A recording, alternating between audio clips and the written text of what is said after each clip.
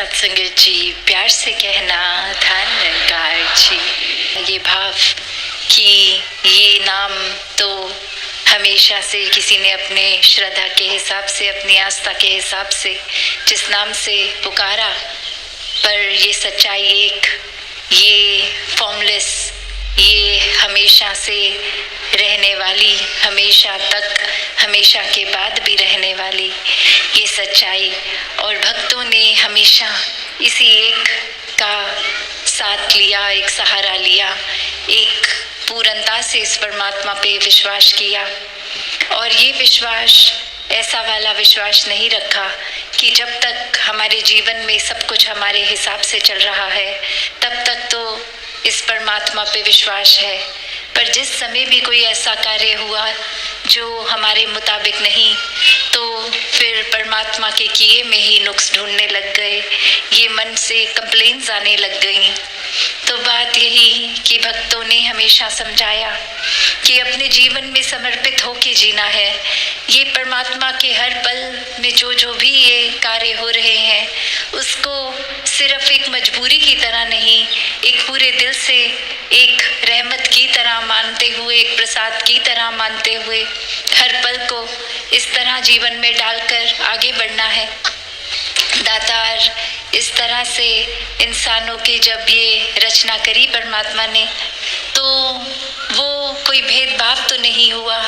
एक कोई संसार की रचना में जैसे एक पैदाइश हुई है तो वो एक जगह के अनुसार ये ज़रूर हो सकता है कि थोड़े एक जेनेटिक रूप कि जहाँ बहुत सर्दी है तो उस तरह से ऐसे जीन्स आ गए हों कि वो सर्दी को शरीर एक अच्छी तरह झेल ले, और जहाँ गर्मी उस तरह से ये रंगों में भी चमड़ी के फर्क आ गया, एक खाने पीने के तौर तरीकों में फ़र्क आ गया।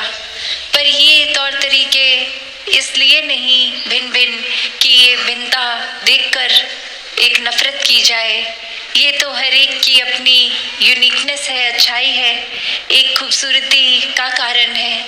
तो इंसानों ने जहाँ खूबसूरती और ये एक यूनिक चीज़ें जो अलग दिखने में हैं उसको नफरत का कारण बना लिया है।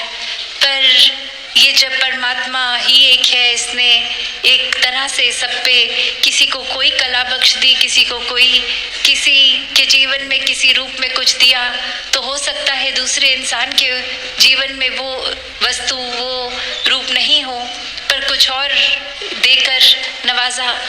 तो बात यही कि एक समान ही ये रचना है, और ये नफरत अगर कर रहे हैं हम तो वो अपने अंदर हमें झांक कर देखना होगा कि या तो हम ये कहना छोड़ दें कि परमात्मा से प्यार है, या फिर परमात्मा की बनाई हुई रचना से नफरत करना छोड़ दें।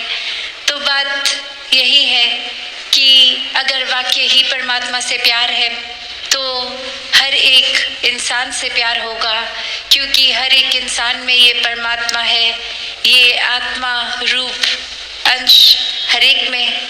और कैसे फिर हर कोई इस दैवीय रूप का हकदार है, ये मोक्ष का हकदार है, ये खुद ही परमात्मा समान है।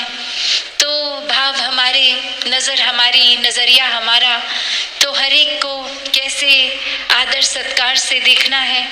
चाहे एक किसी को बहुत करीब से जानते होंगे तो उनकी एक अच्छाइयाँ कमियाँ सब दिखती होंगी, पर अपनी अंदर हमने क्या धारणा बना के रखनी है, क्या उनकी कमियों को ही सब कुछ बना लेना है, या वाकई ही उनकी अच्छाइयों पे भी देखना है।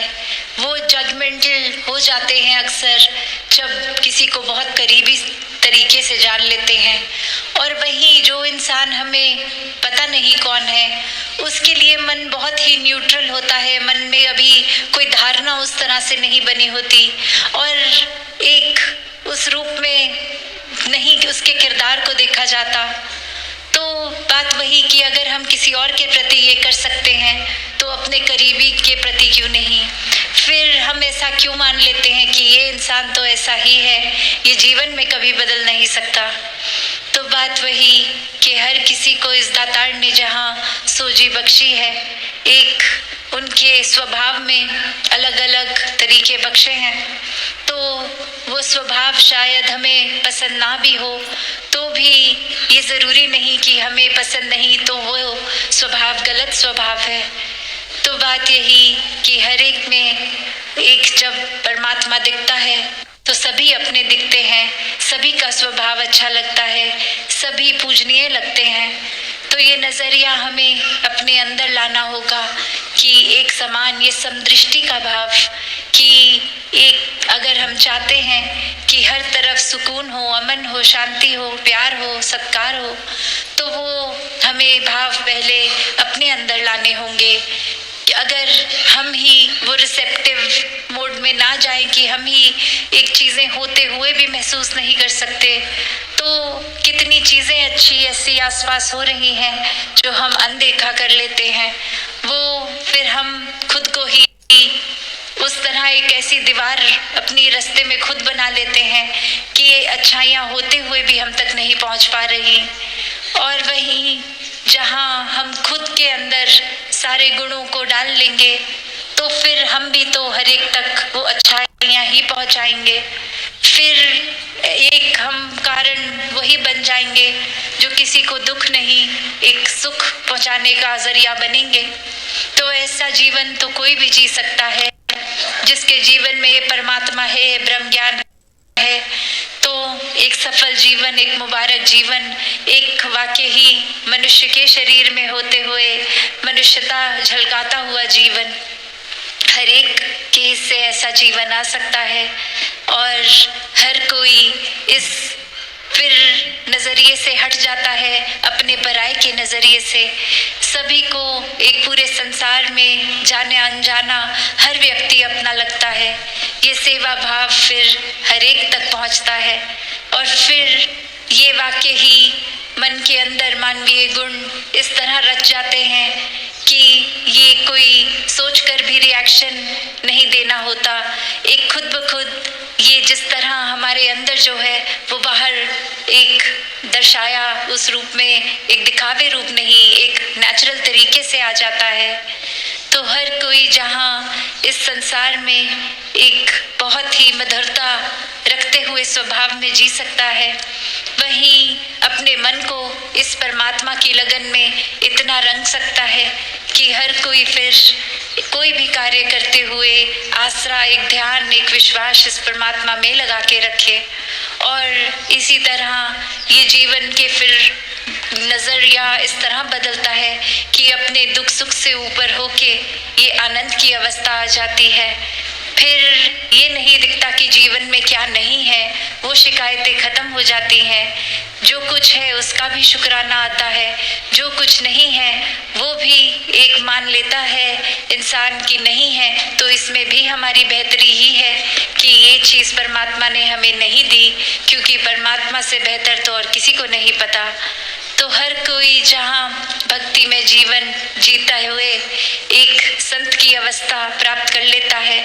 और संतों का जीवन तो ये कल्याण रूपी जीवन होता है, जो एक सोशल तरीके से एक इंसानियत के रूप में तो इंसानों का भला करते ही हैं, पर संतों को तो ये आत्मा की पीड़ा का भी पता होता है कि जहाँ अपना जीवन एक ब्रह्म ज्ञान लेके सुखी हो गया, और ये सुखी कोई दुनियावी धन दौलतें हासिल करने का नाम नहीं, ये आत्मा को सुखी करने की बात है।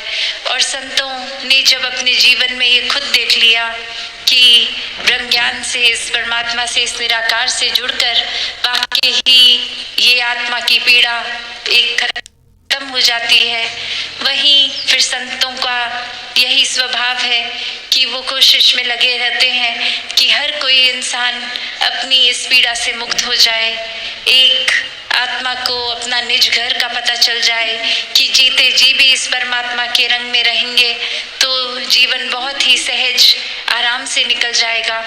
और जीते जी ये मुक्ति के हकदार हो के फिर ये भी पता है कि आखिरी श्वास के बाद शरीर का जो भी होना हो होगा, ये कोई रिश्तेदार ये सब देखेंगे, पर ये आत्मा ने कहाँ जाना है, कहाँ से आई है। तो ये ब्रह्म ज्ञान की दात, ये एक सच से जुड़ने की बात है।